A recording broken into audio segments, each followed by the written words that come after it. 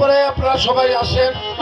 এখন মাত্র মাঝরাত, আমরা আরো 1-2 ঘন্টার মতো অনুষ্ঠান আমরা করবো। আমরা নষ্ট করতে চাই না 2 জনের জন্য। আসুন সবাই বসি।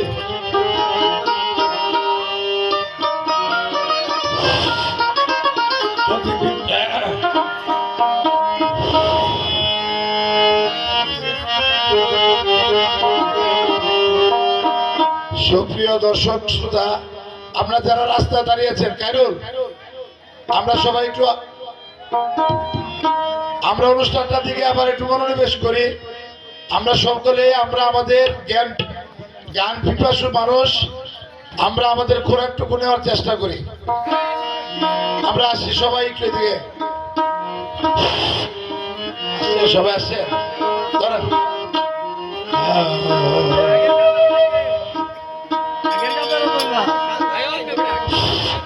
এই যে দেখেন এখনের যে অন্তরাটাকে বলতেছে, মাল্লা 6 জন ছিল যারা পাগে তোমালে না পারা, উপায় কি যে করি।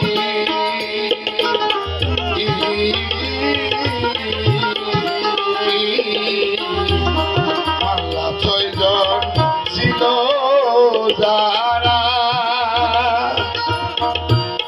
বাগে তোমালে না তারা, উপায় কি যে করি।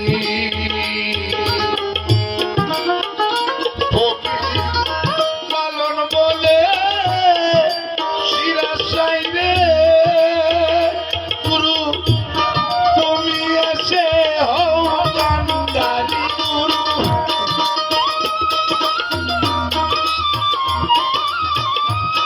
তুমি এসে হও কান্ডারি গুরু রে, তুমলো আমার মানো তোরি।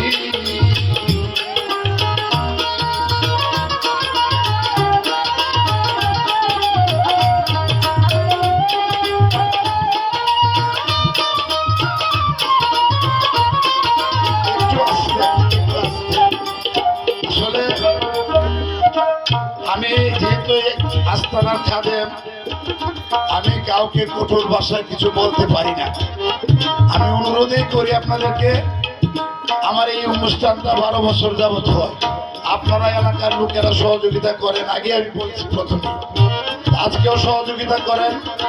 আর এই যে অন্তরাতে বললো যে মাল্লা 6 জন ছিল যারা, আসলে কাম, ক্রোধ, লোভ, মোহ, মায়া, মৎসর্য এই প্রতিটা মানুষের মধ্যে আছে। এই যে ভাইয়েরা এখানে হয়তো একটু আগে উত্তেজিত হয়েছিল, হয়তো একটা কথার পেছনের মধ্যে লেগে একটু উত্তেজনা এসে গেছে। ওই যে রিপোর্ট ধারণায় আমরা অনেক সময় আমরা অনেক কিছু করি, মার্ডার করি, ভাইকে মারি, জমি দখল করি। এই জন্যই সাজি বলতেছিলেন তার বাণীতে, মাল্লা 6 জন ছিল যারা সে তো সে না তারা, উপায় কি যে করি।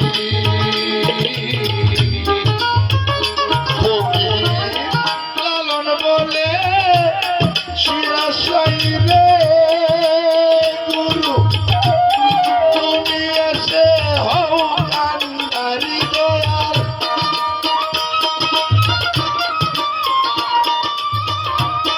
তুমি এসে হও কান্ডারি গুরু রে,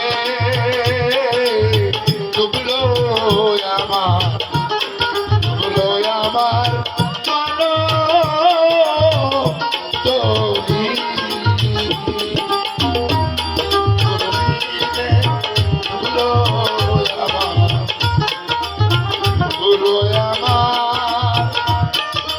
মানো তোরি।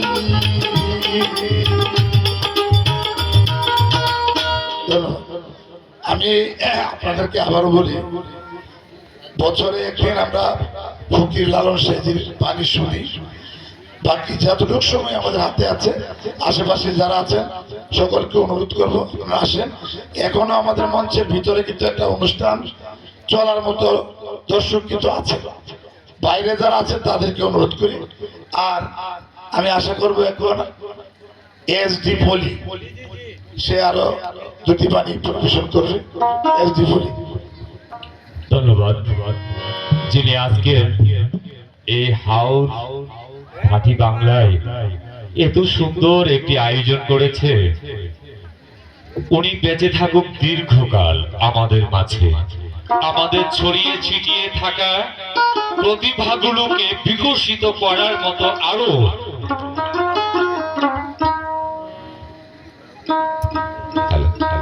আমাদেরকে আরো সুযোগ করে দেখ। আমরা কজন নেত্রকোনা সদর এসেছি মোহনগঞ্জ এই হাওর বাটি বাংলায়।